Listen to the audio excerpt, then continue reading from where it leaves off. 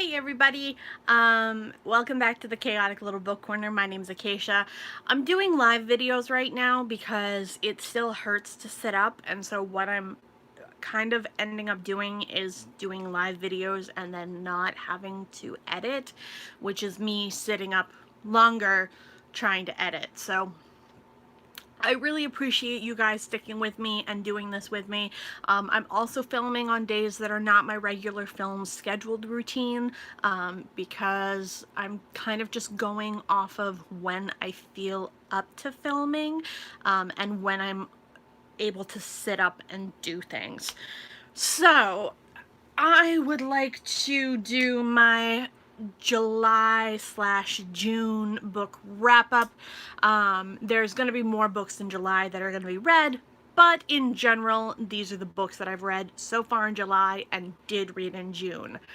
These are in no particular order, unlike my normal situation, just because it's a whole bunch of chaos here in the Chaotic Little Book Corner.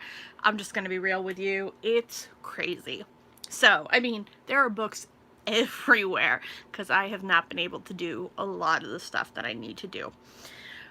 So, let's dive in. So, the first book we have, in no particular order, is The Paper Wasp by Lauren Acampora.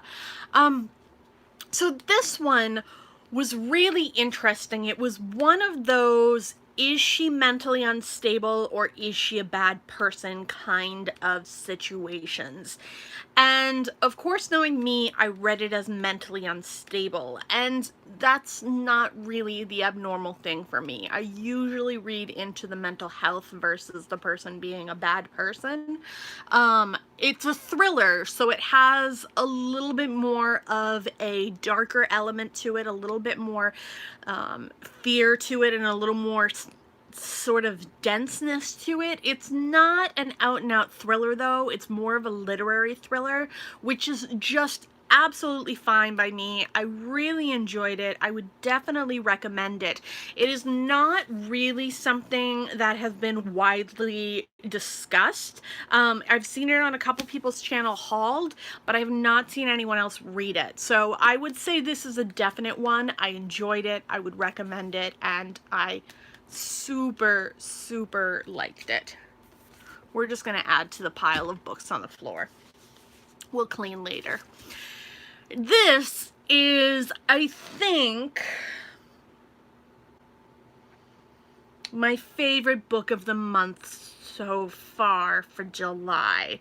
And I think it might actually be my favorite book of out of the 2 months anyway. This was kind of a shock to me. I wasn't expecting to love this book as much as I did. I've really liked Riley Sager's other 2 books. Really enjoyable, super easy to read, just out and out thrillers, just really fun. But I would say that this one is my favorite of all of them. The only thing I'm gonna say about this, because I would say go into it knowing very little, there's a young girl who is hired to live in an expensive apartment to make sure that there's no vacant space. But there's something off about the apartment building. And it sounds like something you've heard before, and something, there we go, and something completely, you know, classic and basic. It's really not. It has a lot more to it and a lot more depth. I was really impressed by this. I was recommended it by April from Getting Hooga with It.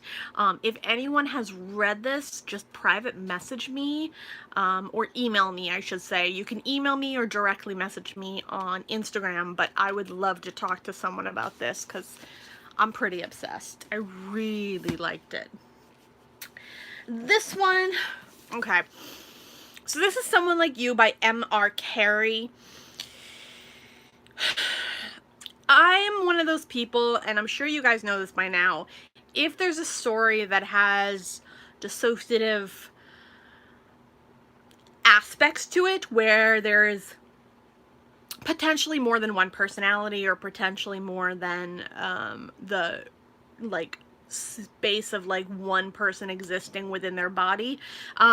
I'm there because of my own disorder and because of the fact that I'm fascinated by the idea of alter egos, which is not what DID is. DID is not an alter ego. A lot of people think it's the same thing. It's not. An alter ego is a person who has a persona that they put on that allows them to behave differently from themselves. DID is the distinct existence of a separate identity, and it's a huge difference. It's a huge difference.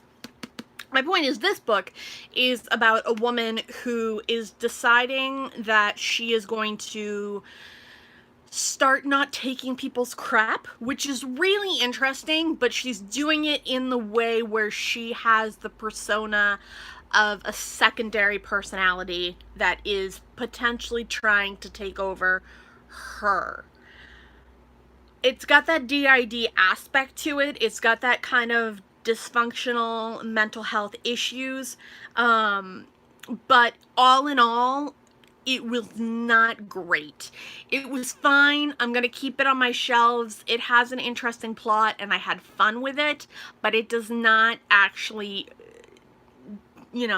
show anything accurate to the dissociation. So I was disappointed by that because I was hoping that M.R. Carey would have more knowledge of the disorder and be able to kind of make it a little more realistic, but unfortunately that did not work. Then we have this. This is The Need by Helen Phillips. I am really happy that I read this. I felt when I first finished it that it was too weird and a little too off for me, but once I came to terms with the fact that it was so different from anything else I'd ever read, and it had that sci-fi feeling to it that I really sometimes need, I was very happy with it. This is a psychological thriller slash sci-fi slash literary fiction. It's a lot piled into one very small book. You do get some, it has deckled edges, which I know some people hate, but I don't mind. So this is the story of a woman who is an archaeologist, and she has 2 small children, and her husband is away on business, and you switch between her during an archaeological dig and her being at home with her children and believing she's heard something in the house, a person specifically. She's hearing footsteps. And you go between her at her work and trying to identify objects that she's found on her dig, which are more modern day items, and she's trying to identify whether they were placed there or left there by one of their own people, or if they're just something that's like maybe 10 years old and it's kind of just been there. And then at home, she's in constant fear of whatever is in her home, and she is trying to protect her children. It's a really interesting conversation about motherhood and what that looks like, and how it in general is really hard to be a mother in this day and age, and the pressures of being a full-time mom and a full-time worker. It's interesting. I really enjoyed it, and I would definitely recommend it.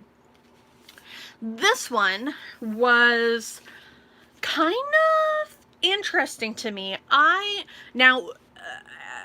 In all truth and honesty, so first of all, this is written by Sarah Collins, and Sarah Collins is of Jamaican descent and grew up in the Grand Cayman, studied in London, went to Cambridge University. She's black, and this is an own voice of a slave narrative. However, I didn't realize that until about 150 pages in. So I was reading this, hearing the voice that was very specifically geared towards a slave narrative and somewhat commonly associated with specifically black slaves, and I did not put 2 and 2 together that this was about a woman of color. and that it was a slave narrative. I was just under the impression that it was basically a maid who was being accused of murdering her mistress. So it took me 150 pages to actually process what was going on. Mind you, I had just started taking a painkiller, so that's my only excuse. I liked it though. I really would say this is a good book. It's solid, it's interesting. It's the story of a woman of color who is a slave in a home, and one night she goes in to talk to her mistress and she goes to sleep, and when she wakes up, everyone is accusing her of murdering her mistress and her master, who have been found dead, and everyone has decided that it is her fault. Now the story processes from her telling you her backstory as well as her experience and why she didn't do it. It's interesting. It's really interesting. I liked it a lot. The thing I would tell you, it's got a burial rites. It was really good. It's got a burial rites feel. Burial Rites by Hannah Kent. It's not the same in terms of, yeah, it's got a burial rites feel. I don't want to go too into detail because that'll give spoilers, but it was worth it and highly anticipated for me. I was very happy about it. This one, though, I'm really disappointed in. This is The Girl in the Letter by Emily Guinness. I would not recommend this. I found it dull and haphazard and completely unpoignant and absolutely a pointless book. Like, I was so unimpressed, and I don't know what else to say about it because I don't want to spoil it. It's the story of it opens with a woman committing suicide to cause a distraction so an orphan can escape an orphanage. And then you switch to the current day and you're hearing from a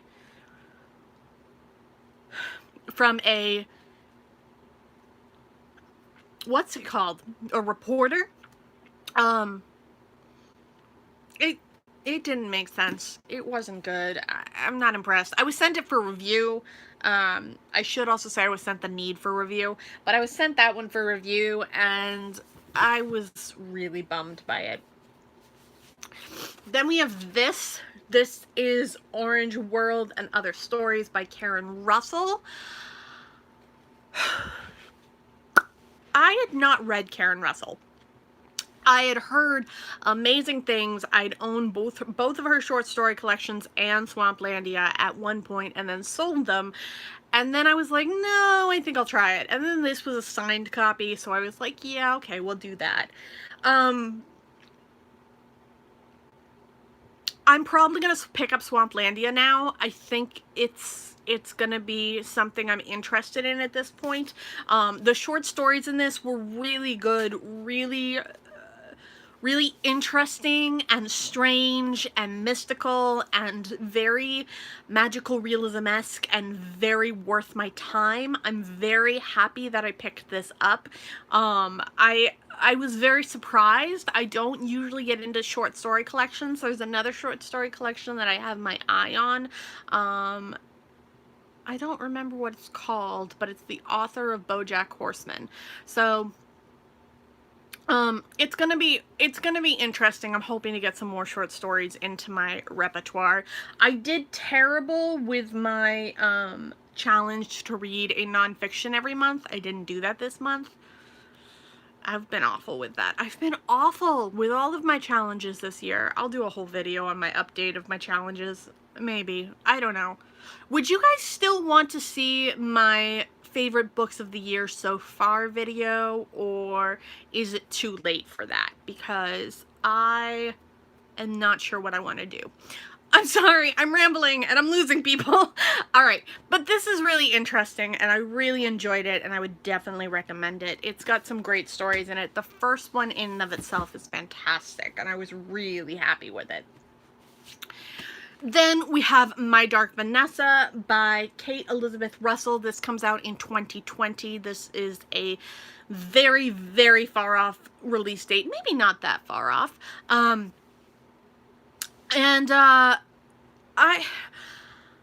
love this book. I really love this book. This book is fabulous. I feel very strongly that this has a lot of, what's the word I'm looking for?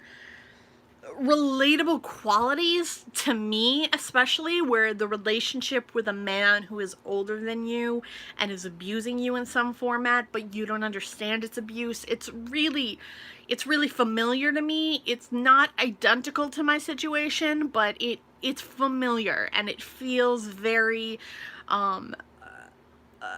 something I can understand and something I can really get behind, as far as like trying to help a woman understand that their relationship with a man is abusive rather than good and solid. I really liked it. So this is about a girl named Vanessa who gets into a relationship with her teacher, but believes that it's an actual loving, caring, intensely sexual relationship that she is a complicit participant in, rather than being manipulated. It's really worth reading. It's also from the perspective of her after she's found out that another woman has accused him of doing the same thing with her, but she's saying it was inappropriate, and so she's trying to struggle with the identity of whether or not it was an inappropriate relationship or not. It was really interesting. So the rest of these books, oy vey. This was a reread for me. I love The Girls as far as a book that I like to read in the summer. I read it, I believe, last year, maybe the year before. It was something like that. This is a direct 2020 January. Comes out in 2020 January. There's comments down at the bottom that I can read, and somebody just asked when My Dark Vanessa comes out. So it's January 2020. I was sent that for review by Willow Morrow, I think. Okay, so Emma Cline, I heard that this had been optioned for a film, and this is a direct retelling of the Manson murders.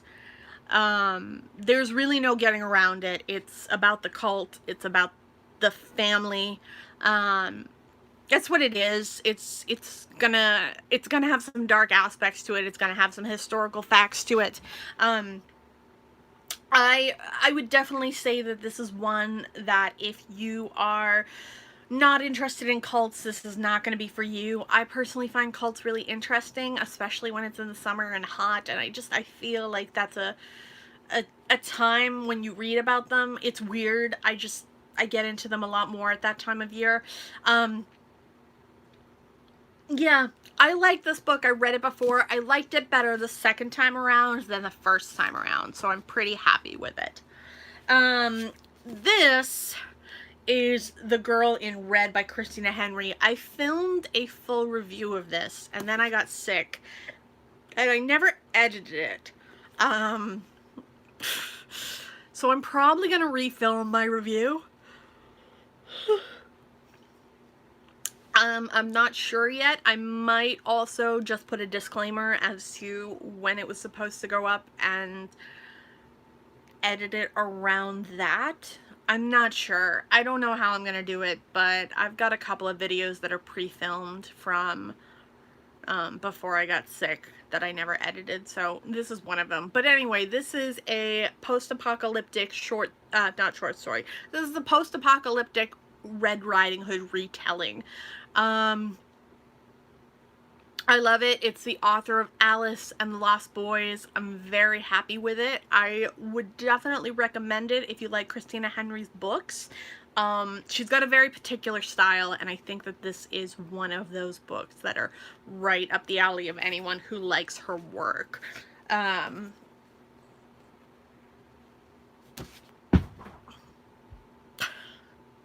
Yeah, that just happened. Ariel by Sylvia Plath. I'm not going to go too into this. This is a poetry collection. I just felt like reading some Sylvia Plath. With the reading rush coming up, it means I'm probably going to reread The Bell Jar, just because I seem to read that with every booktubeathon that I do.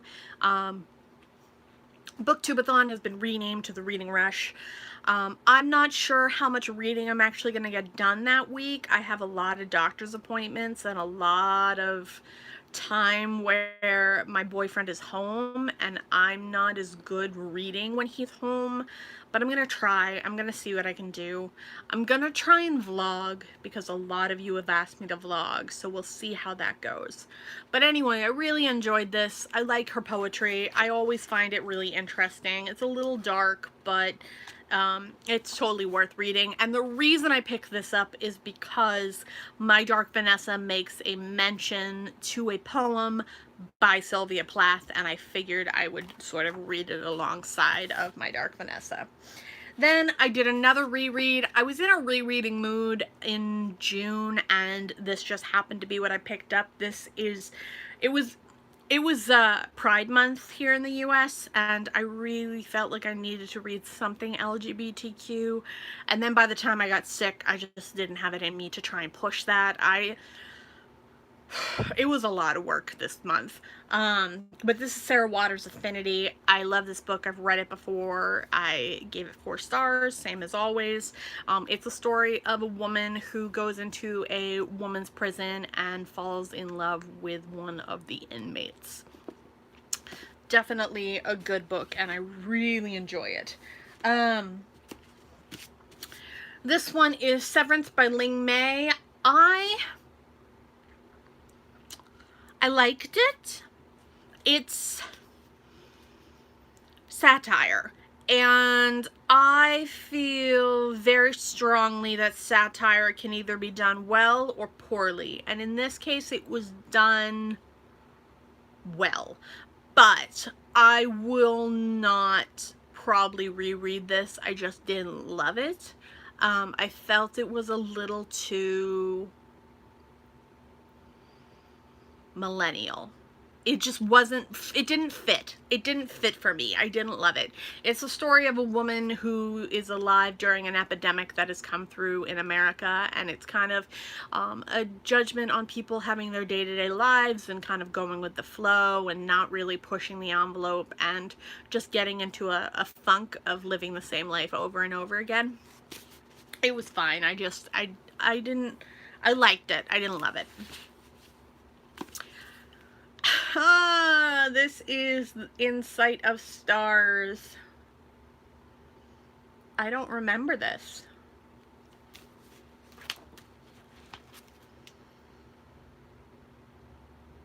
Yeah.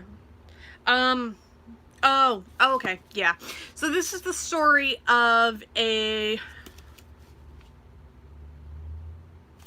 young boy whose father dies, and as a response he makes friends with a girl, and then there's a betrayal from the girl to him, and he ends up in a mental hospital.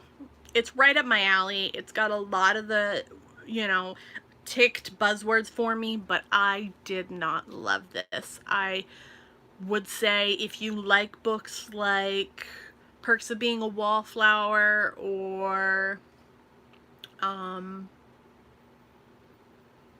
what's the other one? I can't remember. But if you like that kind of teen angst, mental health story, this is good.